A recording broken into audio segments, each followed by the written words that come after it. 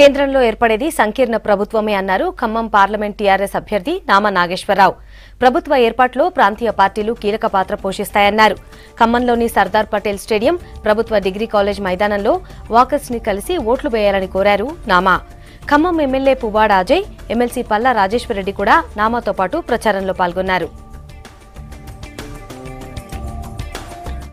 ప్రచారంలో భాగంగా ఎక్కడికి పోయినా కూడా పెద్ద ఎత్తున స్పందన ఉంది. ప్రతి ఒక్క ఓటర్లో కూడా ఖమ్మం పార్లమెంట్ నియోజకవర్గంలో ఏ ఓటర్ని గెలిచినా కూడా గత 5 సంవత్సరాల నుంచి జరిగినటువంటి అభివృద్ధి, సంక్షేమ పథకాలు, కేసీఆర్ గారు తీసుకున్నటువంటి నిర్ణయాలకు అందరూ కూడా ఇప్పటికే ప్రతి ఒక్కరికి కూడా ఈ యొక్క పథకాలు అనేది వారి గుమ్మం తట్టినాయి.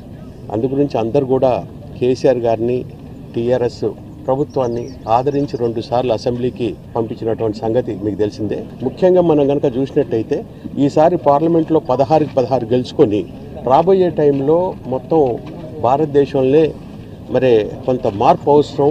మళ్ళొక్కసారి ఖమ్మం జిల్లా ప్రజలందరూ కూడా ఈ పార్లమెంట్లో నన్ను ఆశీర్వదించి కారు గుర్తుకు ఓటేయమని మిమ్మల్ని కోరుకుంటున్నాను. ఖమ్మం లోక్సభ నియోజకవర్గ టీఆర్ఎస్ పార్టీ అభ్యర్థిగా నామా నాగేశ్వరరావు గారు పోటీ చేస్తూ ఉన్నారు. ఖమ్మం అసెంబ్లీ నియోజకవర్గంలో వారి విజయాన్ని కాంక్షిస్తూ ఈ రోజున సర్దార్ పటేల్ స్టేడియం మరియు డిగ్రీ కాలేజ్ గ్రౌండ్స్లో వాకర్స్ని మరియు వ్యాహ్యాళ్ళకి వచ్చిన వారిని అందరినీ కూడా కలిసి టీఆర్ఎస్ పార్టీకి కారు గుర్తుకు ఓటేసి నామా నాగేశ్వరరావు గారిని అత్యధిక మేరతో గెలిపించవలసిందిగా ఈరోజు రిక్వెస్ట్ చేయడం జరిగింది. ఖమ్మం లోక్సభ నియోజకవర్గ పరిధిలో ఉన్న ఖమ్మం అసెంబ్లీ నియోజకవర్గంలో అత్యధిక శాతం టీఆర్ఎస్ పార్టీ ఆదరించే ప్రజలే ఉన్నారు. మొన్న కూడా టీఆర్ఎస్ పార్టీని ఆదరించి గెలిపించి నన్ను శాసనసభ్యుడిగా దాదాపు 1,00,000 ఓట్ల పైన ఓట్లు ఇచ్చారు. ఈసారి కూడా అంతకన్నా ఎక్కువ ఓట్లు రావాలి అని చెప్పి పట్టుదలతోని పనిచేస్తూ ఉన్నాం.